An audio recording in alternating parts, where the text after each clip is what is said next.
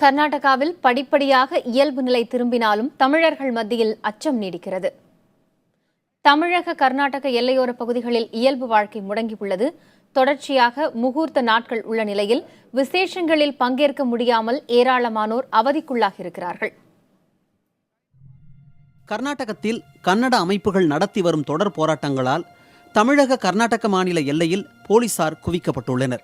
இந்த பகுதியில் கடந்த சில நாட்களாகவே அசாதாரண சூழல் நிலவி வருகிறது. இந்த நிலையில் இந்த மாதத்தின் கடைசி சுப முகூர்த்த நாட்கள் நாளையும் நாளை மறுநாளும் இருக்கின்றன. இதனால் புதுமனை புகுவிழா, திருமணம் போன்ற விழாக்களுக்காக பெங்களூருவில் இருந்து தமிழகத்திற்கும், தமிழகத்தில் இருந்து பெங்களூருவுக்கும் செல்பவர்கள் போதிய போக்குவரத்து வசதி இல்லாமல் திண்டாடும் நிலை இருக்கிறது.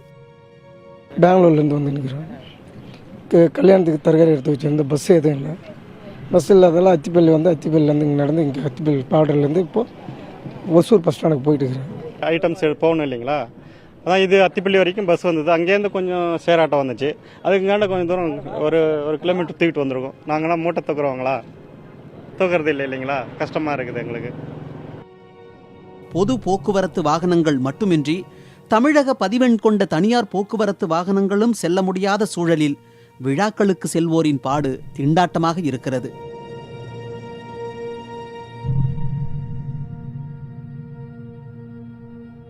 மார்க்கெட்டு கல்லாசிப்பாளையம் மார்க்கெட்டில் பஸ் ஸ்டாண்ட்லேருந்து அத்திப்பள்ளி வரைக்கும் பஸ் வந்தது, கவர்மெண்ட் பஸ்ஸு. அதுலேருந்து வந்து அத்திப்பள்ளி அந்த பஸ் ஸ்டாண்ட் இருக்குங்களா, அதோட நிறுத்திட்டாங்க. அப்புறம் பஸ்ஸுக்கு வெயிட் பண்ணியிருந்தேன், எந்த பஸ்ஸும் வரல. ஒரு ஆட்டோ வந்தது. ஆட்டோவிலேருந்து பார்டரு தாண்டி இண்டானது வந்துட்டோம். அப்புறம் மூட்டை தூக்கின்னு வரது ரொம்ப சிரமம். அவர் 50-60 ஏஜ் இருக்கும். தண்ணி பிரச்சனைக்கு வந்து இவ்வளோ பெரிய பிரச்சனை பண்ணது வந்து ரொம்ப அநியாயமான விஷயம். தண்ணி பிரச்சனைக்காக வந்து இவ்வளோ பெரிய பிரச்சனை பண்ணது ரொம்ப தவறு. வந்து தண்ணி பிரச்சனை தண்ணி ஒரு பக்கம் இருந்தாலும் இவங்க பண்ணுற பிரச்சனை வந்து வேறு மாதிரி பிரச்சனை பண்ணாங்க.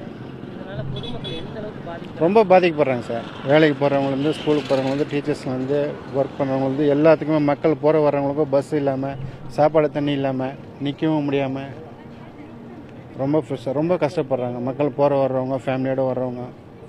அர்ஜென்ட்டாக விழுப்புரத்துக்கு என் கூட வேலை செய்கிற ஒர்க்கர்ஸுக்கு ஒரு மாஸ்டருக்கு மேரேஜ், கல்யாணம். அந்த கல்யாணத்துக்கு போகும்போது எங்களுக்கு பஸ்ஸும் கிடையாது, ஒன்றும் கிடையாது. அங்கேருந்து பார்டர் தாண்டி இந்த பார்டருக்கு வந்த பிறகு எங்களுக்கு பஸ் இல்லை. இங்கே டிஸ்ட்ரிக்ட் கலெக்டர் என்ன ஒரு வேனை ரெடி பண்ணியிருந்தாரு, அது வேறு ஸ்டாப் பண்ணிக்கிட்டாங்களாம் இந்த கர்நாடக போலீஸுங்க. அதனால் எங்களுக்கு வரதுக்கு ரொம்ப பாதிப்பாக எனக்கு. இது நடந்தால் 5 கிலோமீட்டர் 6 கிலோமீட்டர் நடந்து போயிட்டு வரதா இருக்குது. இப்போ நாங்கள் ஒரு அவசரத்துக்கு மேரேஜுக்கு போகணும், வழியில் சாப்பிடணும், ஒரு தண்ணி சாப்பிடணும், ரொம்ப சிரமமாக இருக்குது. இதேபோல மருத்துவமனைகளுக்கு செல்வோர், வேலைக்கு செல்வோர் என பல தரப்பு மக்களின் இயல்பு வாழ்க்கை பாதிக்கப்பட்டுள்ளது. தொடர் வன்முறை சம்பவங்களால் கர்நாடக மாநிலத்தில் கடந்த 2 நாட்களாக ஏற்பட்டுள்ள அசாதாரணமான சூழ்நிலை காரணமாக அனைத்து தரப்பு மக்களும் பெருமளவில் பாதிக்கப்பட்டுள்ளனர். இந்த நிலை விரைவில் சரியாகி எப்போது தீர்வு எட்டப்படும், எப்போது இயல்பு நிலை திரும்பும் என்ற எதிர்பார்ப்பில் அனைவரும் காத்திருக்கின்றனர். புதிய தலைமுறைக்காக அத்திப்பள்ளியிலிருந்து ஒளிப்பதிவாளர் சதீஷுடன் எஸ் மோகன்ராஜ்.